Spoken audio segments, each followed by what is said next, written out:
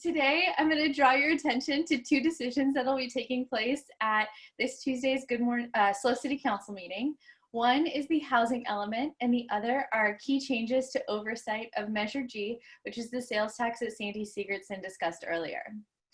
A housing element, for those of you that don't know, is part of a general plan that sort of just explains and details how many homes a community needs to build for each income category and the strategies to meet those needs. By the end of 2020, in addition to everything else that's going on, all of the cities in our county are required to submit their plans to the state.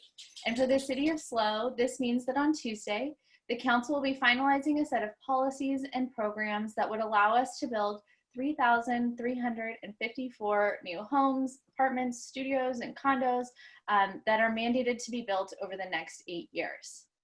The Chamber's Economic Development Committee and our board have been discussing this housing element for months, and there are a few key items that we're going to be continuing advocacy for.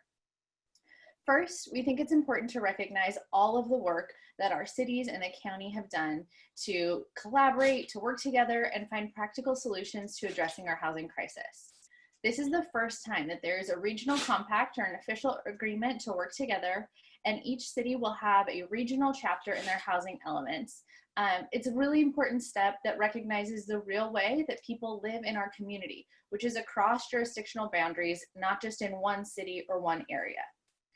Additionally, the city of SLO in particular has fully embraced housing as a key way to solve other challenges like climate change, traffic, and economic development, and has included policies and programs that will help address gaps in the missing middle, or maybe you've heard it called middle income or workforce housing, that's so key to our community and economic health.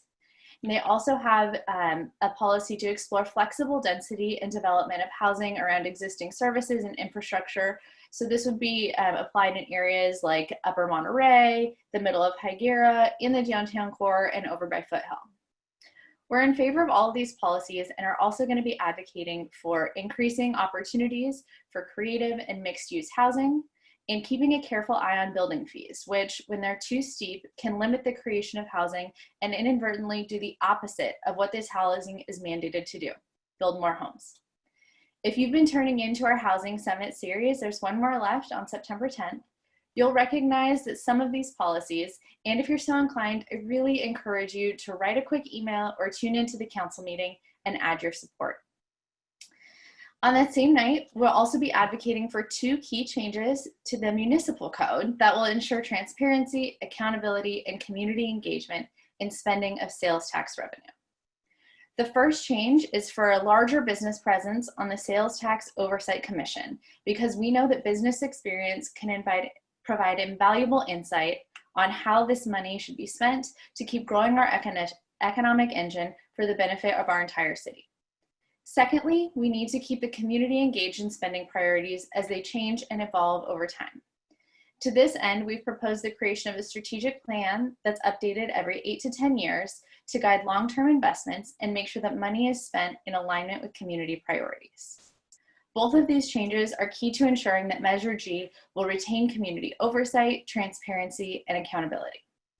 This sales tax is a unique opportunity for direct investment in local business, preserving and protecting open space, and building roads and other infrastructure that will support the housing that we're advocating for in the housing element.